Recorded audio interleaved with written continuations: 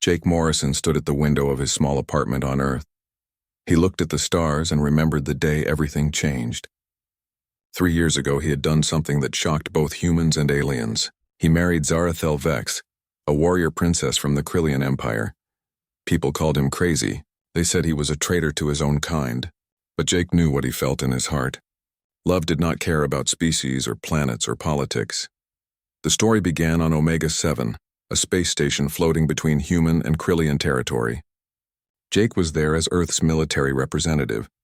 His job was to help make peace between the two civilizations. The humans and Krillians had been enemies for decades, fighting over planets and resources. But both sides were tired of war. Zara commanded the Krillian honor guard during those peace talks. She was tall and strong, with silver skin that seemed to glow under the station's lights. Her eyes were the color of deep ocean water, and when she spoke, her voice carried the authority of someone born to lead. At first, Jake and Zara barely spoke to each other. They sat on opposite sides of the negotiation table, representing their peoples. Jake wore his simple blue Earth uniform.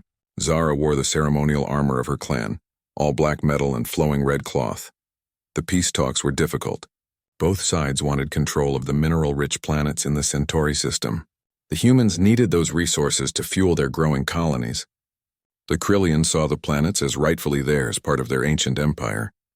Day after day, the talks went nowhere. Politicians argued and diplomats made speeches, but nothing changed. Jake grew frustrated watching both sides refuse to compromise. During a break in the sessions, he found himself alone with Zara in the station's observation deck. "Your people are stubborn," Zara said, not looking at him. "So are yours," Jake replied.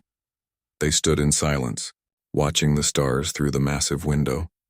Finally, Zara spoke again. "Do you really believe humans and Krillians can live in peace?" Jake thought about her question. "I think we have to try. The alternative is more war, more death."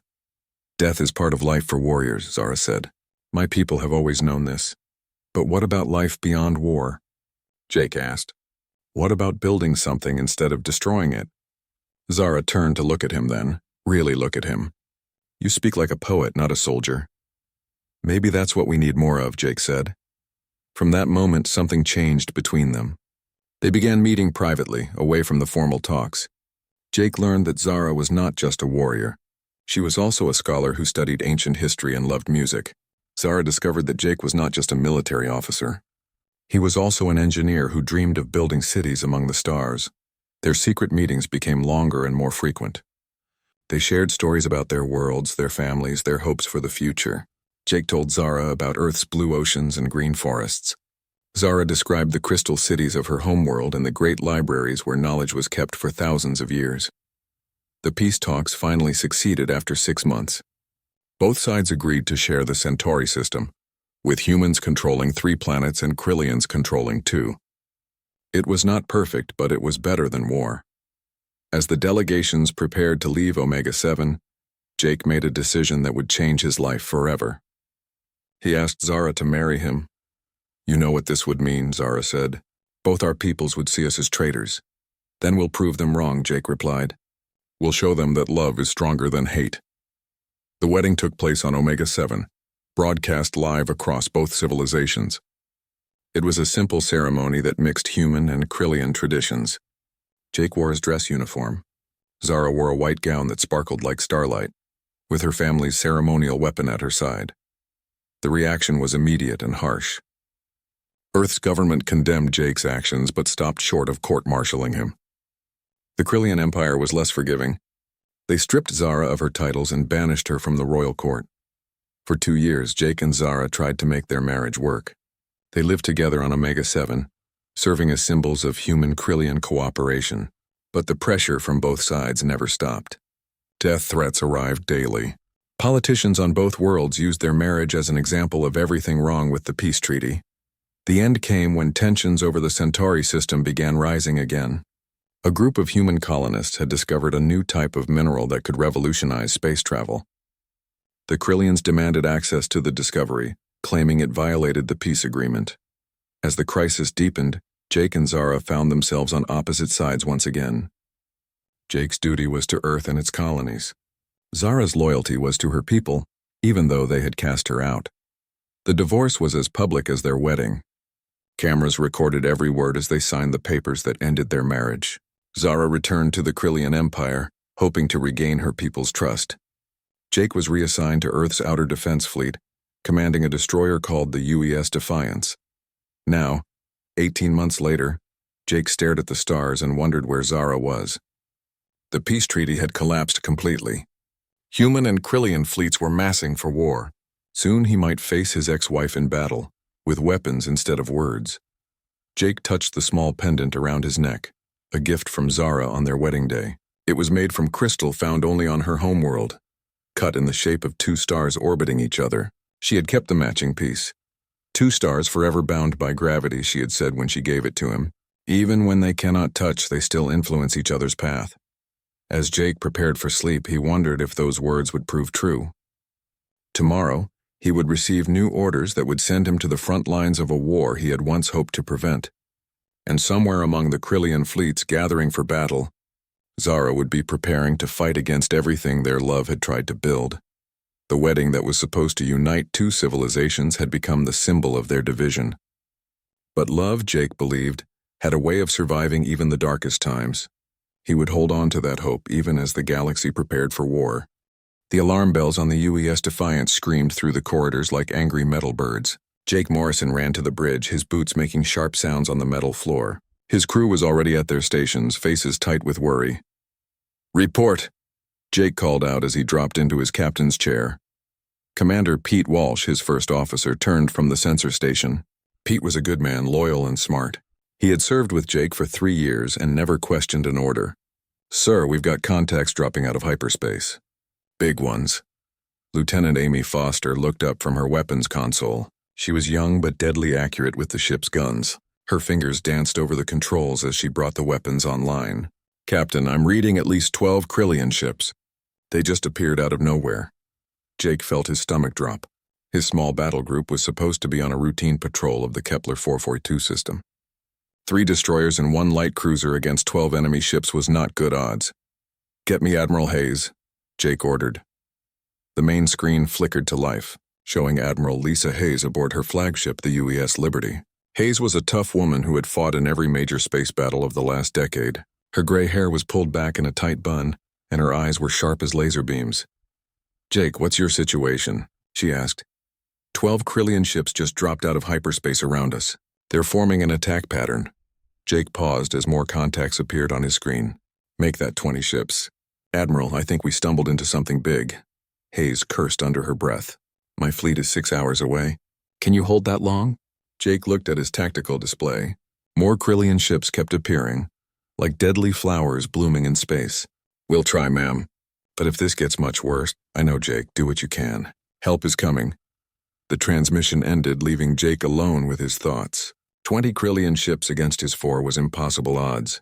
But his crew was good and his ships were fast.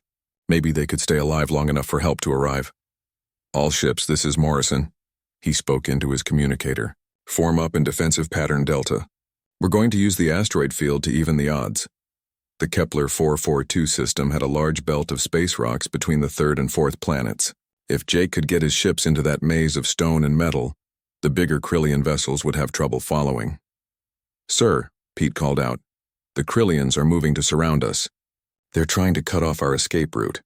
Jake studied the tactical display. The enemy was being smart, using their numbers to trap his ships. But there was something strange about their formation. It looked almost like, "It's a trap," Jake said suddenly. "This whole thing was planned. They knew we'd be here." Amy looked up from her station. "Captain, how could they know our patrol route?" Jake did not have an answer for that. Earth's patrol schedules were top secret, known only to a few high-ranking officers. The idea that someone had betrayed them was too horrible to think about. "Enemy ships are opening fire," Pete reported. The space around Jake's fleet lit up with weapon beams and missile trails. The Krillians had plasma cannons that could melt through ship armor like a hot knife through butter. They also had particle beam weapons that could disable a ship's engines with one hit. "Return fire," Jake ordered. "Target their lead ship." The UES Defiance shook as its main guns fired. Jake watched their missiles streak toward the nearest Krillian vessel, a massive cruiser painted in the red and black colors of the Imperial fleet. The missiles hit, but the enemy ship's shields absorbed most of the damage. "Minimal effect, sir," Amy reported. "Their armor is too thick." Jake gritted his teeth. Human weapons were good, but Krillian technology was better. Their ships were faster, stronger, and better armed.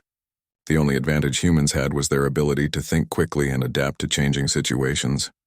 "All ships, follow my lead," Jake ordered. "We're going into the asteroid field. Use the rocks for cover." The 4 human ships dove toward the belt of spinning rocks and debris. The Krillians followed, but their larger vessels had to be more careful. One collision with a big asteroid could cripple even a battleship. For the next hour, a deadly game of cat and mouse played out among the floating rocks. Jake used his knowledge of 3-dimensional tactics to stay one step ahead of the enemy. He would hide behind a large asteroid, then pop out to fire a quick shot before disappearing again. The USS Ranger, one of his destroyers, was not so lucky. Captain Bob Kelly tried to thread his ship between 2 large rocks when a Krillian plasma beam caught him. The destroyer exploded in a ball of fire and twisted metal. "Ranger is gone," Pete reported, his voice heavy with sadness. Jake felt the loss like a punch to his stomach. Bob Kelly had been a good captain and a better friend. But there was no time to mourn. The battle was far from over. "Sir, I'm detecting massive energy signatures," Amy called out. "Something big is coming." Jake looked at his screen and felt his blood turn cold. 3 Krillian dreadnoughts were dropping out of hyperspace. These were the biggest ships in the Krillian fleet, each one the size of a small city. Their guns could destroy a planet if they wanted to. "This is definitely a trap," Jake muttered. "They wanted us here for a reason." The dreadnoughts moved into position around the asteroid field, cutting off any chance of escape. Jake's remaining 3 ships were now facing more than 30 enemy vessels, including the 3 massive battleships, Captain, Pete said quietly. "Maybe we should consider surrender." Jake looked around his bridge at the faces of his crew. They were scared, and they had every right to be. But surrender was not in his nature, and he knew it was not in theirs either. "Never," Jake said firmly. "We keep fighting until help arrives or until we can't fight anymore." The final phase of the battle began with a coordinated attack by all the Krillian ships. Plasma beams and particle weapons lit up space like a deadly fireworks show. Jake's ships twisted and turned, trying to avoid the incoming fire, but there was too much of it.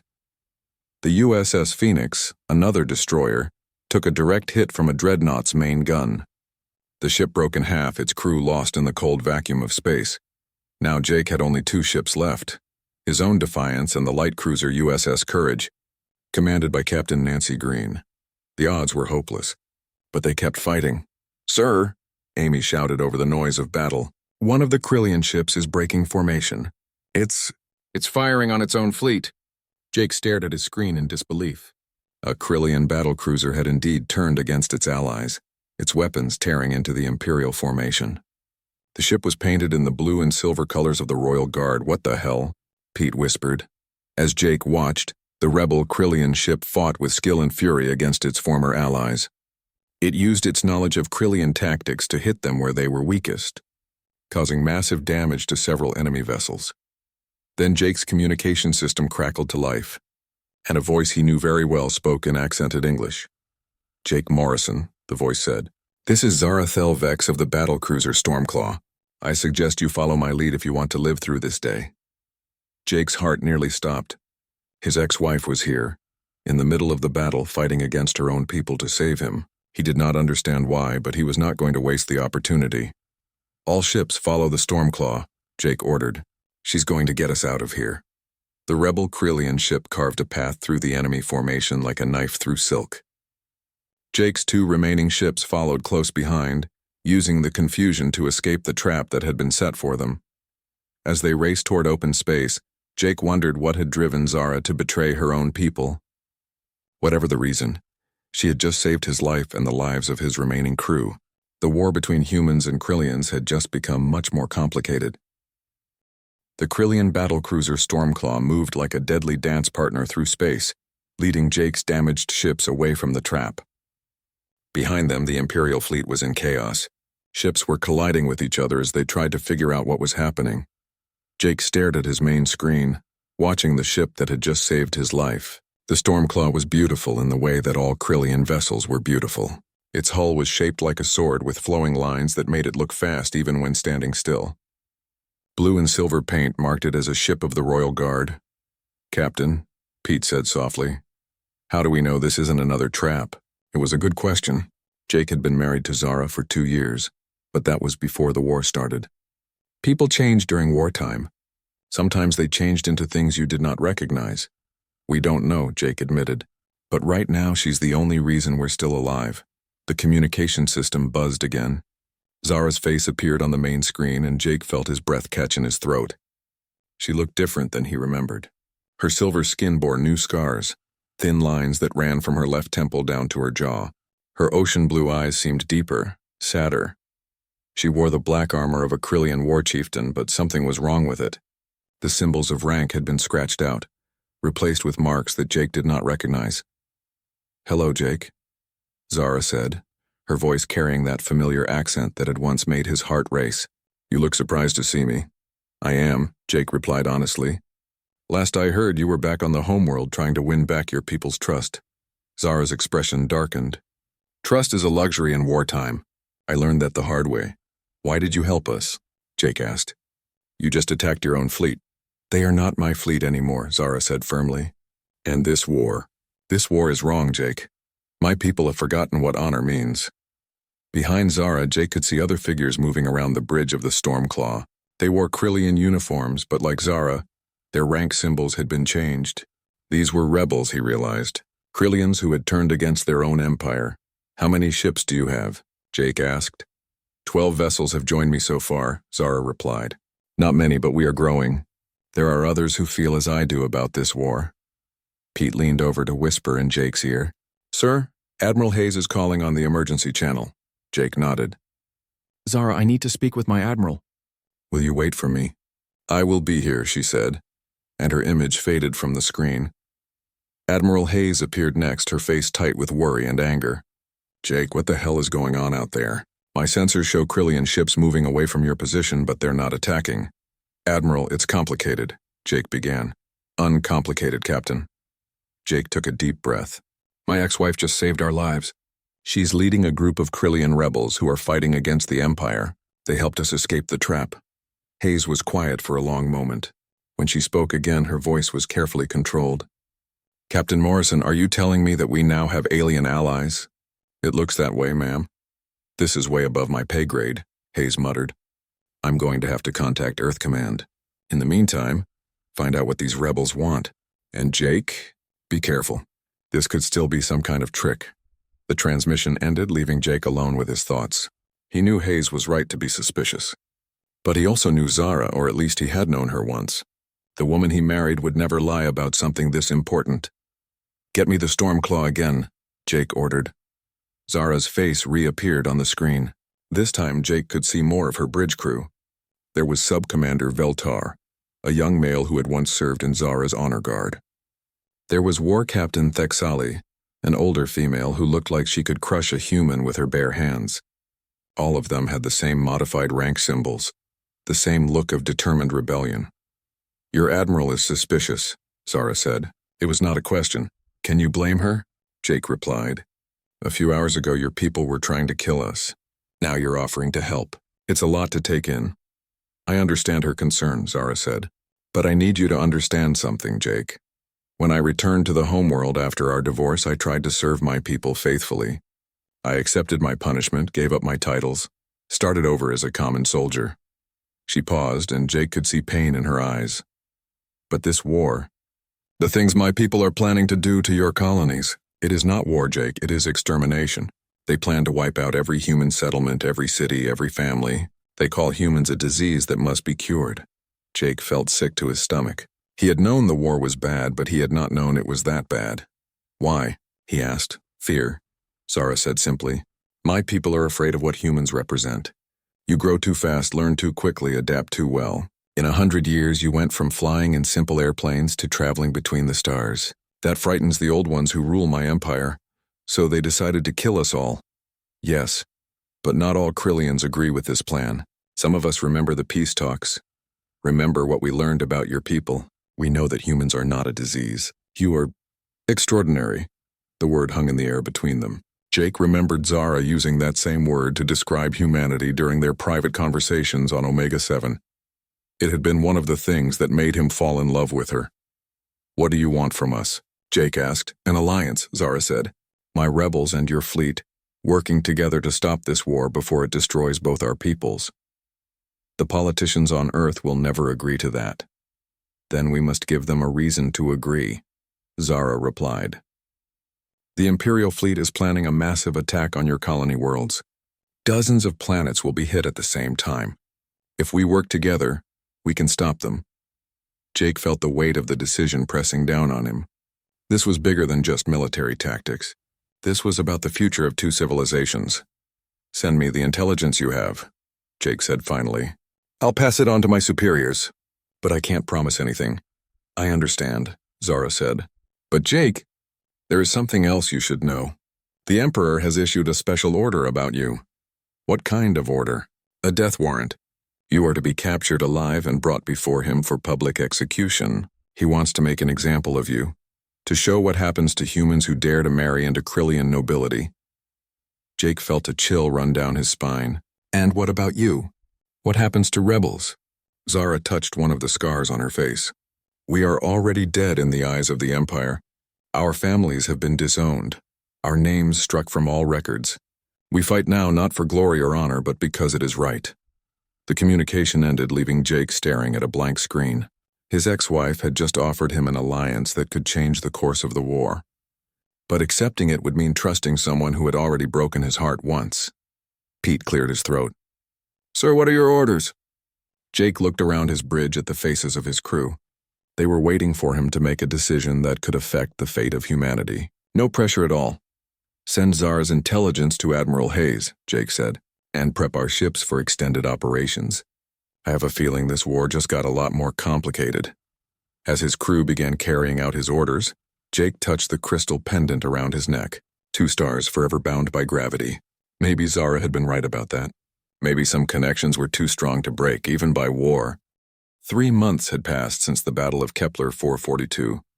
The war had spread across human space like wildfire, consuming entire star systems. But something strange was happening.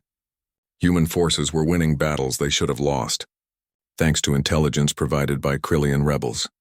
Jake stood in the briefing room aboard the UES Liberty, watching Admiral Hayes argue with officials from Earth Command. The holographic images of politicians and generals filled the air around the conference table, all of them talking at once. "This is madness," shouted General Frank Morris from his office on Earth. "We cannot trust alien defectors. It's obviously a trap." "The intelligence has been accurate every time," Admiral Hayes replied calmly. "These rebels have helped us save 6 colony worlds in the past month." "That could be part of their plan," said Director Helen Price from Earth Intelligence. She was a thin woman with sharp eyes who trusted no one. "They give us small victories to earn our trust, then lead us into a bigger trap." Jake had heard these arguments before. Every victory his joint forces achieved with Zara's rebels only made the politicians more suspicious. They could not believe that some Krillians might actually want to help humanity. "What do you think, Captain Morrison?" asked President Carol West. She was the leader of Earth's government, a former colony administrator who had been elected during the early days of the war. Jake chose his words carefully. "Ma'am, I've worked with these rebels for 3 months. They've saved human lives and provided intelligence that prevented massacres. Whatever their motives, they're helping us win this war. But can we trust them long term?" President West asked. Before Jake could answer, the communication system buzzed. Zara's face appeared on one of the smaller screens around the table. She looked tired, her silver skin pale under the harsh lighting of her ship's bridge.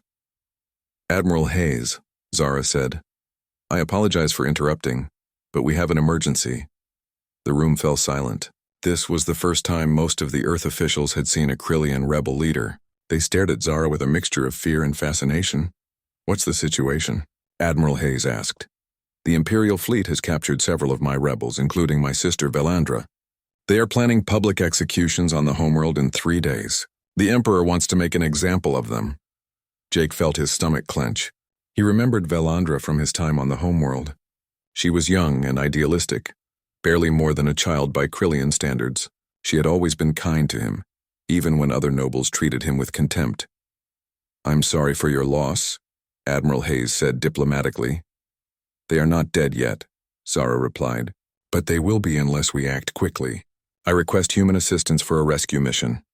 The room erupted in angry voices. General Morris began shouting about impossible risks. Director Price demanded to know why humans should risk their lives for alien rebels. Other officials argued about military protocols and political implications. Enough, Admiral Hayes called out, and the room fell quiet. Zara, what exactly are you proposing? A joint strike force. Fast ships, small crews in and out before the Imperial fleet can respond. The prison facility is on Krill Prime, heavily defended but not impossible to penetrate. Absolutely not, General Morris said firmly. We will not authorize an attack on the Krillian homeworld. That would be an act of war. We are already at war, Jake pointed out. A rescue mission would be different, President West said thoughtfully. It would mean committing human forces to save alien lives. The political implications are enormous. Jake stood up from his chair. With respect, ma'am, these aren't just alien lives. These are the lives of our allies, people who have risked everything to help us. Captain Morrison makes a valid point, Admiral Hayes said. These rebels have provided us with intelligence that has saved thousands of human lives. We owe them something. Director Price leaned forward in her chair. Even if we wanted to help, a mission to Krill Prime would be suicide. Their home system is the most heavily defended in the galaxy. Not if we have inside help, Zara said quietly. I know the defense patterns, the patrol schedules, the weak points in their sensor network. A small force could get in and out without being detected. And if you're wrong, General Morris demanded. If this is a trap, we'd be handing our best ships and crews over to the enemy. Jake looked around the room at the faces of Earth's leaders. He could see the fear in their eyes, the doubt. They were politicians and bureaucrats, not soldiers. They did not understand what it meant to leave allies behind. I volunteer to lead the mission, Jake said suddenly. Absolutely not, Admiral Hayes replied. Jake, you're too valuable to risk on something like this. Ma'am, with respect, this isn't about military value. It's about who we are as a people. If we abandon our allies now, we're no better than the empire we're fighting against. President West was quiet for a long moment. When she spoke, her voice was measured and careful. Captain Morrison, you're asking us to authorize a mission that could start a diplomatic incident, cost us valuable ships and crews, and potentially expose our alliance with the rebels. Yes, ma'am, I am. Why? Jake thought about the question. Why was he willing to risk everything for people who had once been his enemies? Why did he care so much about aliens who most humans would never even meet? Because it's the right thing to do, he said finally. Because these rebels chose to stand with us when they could have stayed safe with their own people. Because if we don't help them now, we'll lose the moral authority to call ourselves the good guys in this war. The room was silent again. Jake could see Admiral Hayes watching him with something that might have been pride. President West looked thoughtful, weighing the political costs against the moral ones. The mission is approved, President West said finally. But with conditions. You take only volunteers. You use our fastest ships. And if things go wrong, you abort the mission and return home. We cannot afford to lose you, Captain. Thank you, ma'am, Jake said. Don't thank me yet, President West replied. This mission could end your career or your life. Are you sure you want to do this? Jake looked at Zara's image on the screen. She was watching him with those deep blue eyes, the same eyes that had once looked at him with love instead of desperate hope. I'm sure, he said. 2 days later, Jake found himself aboard the stealth destroyer UES Shadow, leading a small task force toward Krill Prime. His crew consisted entirely of volunteers, Pete Walsh, Amy Foster, and 20 other officers who had chosen to risk everything for alien rebels. The other ships in his task force were equally small and fast. The destroyers UES Ghost and UES Phantom, plus Zara's battlecruiser Stormclaw and 2 other rebel vessels. As they approached the Krillian home system, Jake reviewed the mission plan one more time. They would use Zara's knowledge of Imperial patrol patterns to slip past the outer defenses. Then they would strike the prison facility fast and hard, extracting the prisoners before reinforcements could arrive. It sounded simple when he said it like that. But Jake knew that simple plans had a way of becoming complicated very quickly. Captain, Pete called out from the sensor station, we're approaching the outer marker. Zara's ships are moving into position. Jake nodded. All ships, this is Morrison. Remember, we're here to save lives, not start a bigger war. Hit fast, hit clean, and get out. Good hunting. The stealth ships engaged their cloaking devices and vanished from normal sensors. Behind them, the rebel Krillian vessels did the same, using technology that Zara had modified from captured Imperial ships. As they slipped past the outer defense stations, Jake wondered if they were making the right choice. The mission could save the lives of captured rebels, but it could also provoke the Empire into even more brutal retaliation. But when Jake thought about Velandra and the other prisoners waiting for execution, he knew he had no choice. Some things were more important than politics or military strategy. Sometimes you had to do what was right even when it was dangerous. The rescue mission was about to begin, and Jake could only hope that his faith in Zara and her rebels was not misplaced. The fate of the alliance between humans and Krillian rebels might depend on what happened in the next few hours. The rescue mission to Krill Prime had been a success, but the cost was terrible. Jake's task force had saved Velandra and 40 other rebel prisoners, but they lost the destroyer UES Ghost and most of her crew in the process. Worse, the Empire now knew that humans and Krillian rebels were working together at the highest levels. Now, 6 months later, Jake stood on the bridge of the UES Liberty, watching the largest fleet in human history prepare for what might be their final battle. Every available ship had been called back to defend Earth's solar system. The Krillian Empire was coming with everything they had. Admiral, Commander Tracy Wells reported from the sensor station, long-range scanners are picking up massive hyperspace signatures. The Imperial fleet is about to arrive. Admiral Hayes nodded grimly. How many ships? Over 300, ma'am. Battleships, dreadnoughts, carrier groups. It's their entire active fleet. Jake felt his mouth go dry. 300 ships was more than the Empire had ever assembled in one place. They were not just coming to conquer Earth. They were coming to wipe humanity from the galaxy forever. Status of our fleet? Admiral Hayes asked. 112 ships, including the rebel vessels, Commander Wells replied. We're outnumbered almost 3 to 1. The main screen lit up with tactical displays showing the positions of both fleets. Human ships were scattered throughout the inner solar system, using planets and moons for defensive positions. The rebel Krillian vessels were mixed in with the human fleet, their blue and silver hulls standing out among the gray and white Earth ships. Admiral Hayes, Jake said quietly. Request permission to take command of the joint rebel forces. Hayes looked at him for a moment. Over the past months, Jake had become the unofficial liaison between human and rebel forces. His relationship with Zara had made him the natural choice for coordinating joint operations. Permission granted, Captain. Try to keep our alien friends alive. Jake moved to the communication station and opened a channel to the rebel fleet. Zara's face appeared on a smaller screen, along with the faces of other rebel commanders. In the months since the rescue mission, their numbers had grown. What started as a few ships had become a fleet of nearly 40 vessels. Zara, Jake said, are your people ready for this? As ready as we can be, she replied. My commanders understand what we face today. This is not just about stopping the Empire. This is about the future of both our species. The hyperspace alarms began wailing throughout the fleet. On the main screen, Jake watched as space itself seemed to tear open in dozens of places. Massive Krillian warships began emerging from the glowing rifts, their dark hulls bristling with weapons. Emperor's flagship detected, Commander Wells announced. It's the Eternal Dominion, biggest ship in their fleet. Jake had heard stories about the Eternal Dominion. It was more than just a battleship. It was a mobile fortress, carrying enough firepower to destroy a planet. The Emperor himself was aboard, commanding the final assault on humanity. All ships, this is Admiral Hayes, came the voice over the fleet communication system. Remember why we're here. We're not just defending Earth. We're defending the idea that different species can work together, can be friends instead of enemies, make every shot count. The battle began slowly, with long-range missile exchanges between the outer ships of both fleets. But Jake knew this was just the beginning. Soon the fighting would move closer to Earth itself, and then there would be no more running, no more clever tactics, just ships and crews fighting for survival. For 2 hours, the battle raged across the solar system. Human ships used their speed and agility to hit and run, while the rebel Krillians used their knowledge of Imperial tactics to strike at weak points. But slowly, steadily, the Imperial fleet pushed closer to Earth. Jake, Admiral Hayes called out, we're losing too many ships. At this rate, they'll break through our defenses within the hour. Jake looked at the tactical display. She was right.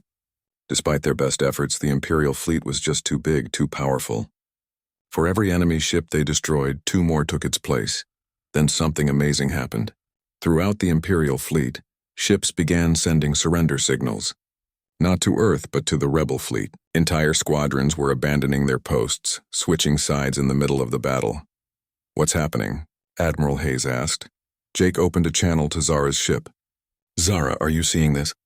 "Yes," she replied, and for the first time in months she was smiling. "The rebellion has spread farther than we thought. Crews throughout the Imperial fleet have been waiting for this moment." On the main screen, Jake watched as nearly a third of the Imperial fleet turned against their own empire. Ships that had been firing on human vessels moments before were now protecting them. The tide of battle was shifting dramatically, but the Emperor was not finished. The Eternal Dominion and its closest allies continued to fight, their massive guns tearing through rebel and human ships alike. The Emperor's voice boomed across all communication channels, speaking in the ancient Krillian language. "What's he saying?" Admiral Hayes asked. Zara's expression grew serious. "He's calling for personal combat. He's challenging me to single battle according to the old laws." "You can't be serious," Jake said. "That ship is 10 times the size of yours." "Not ship to ship," Zara explained. "Personal combat.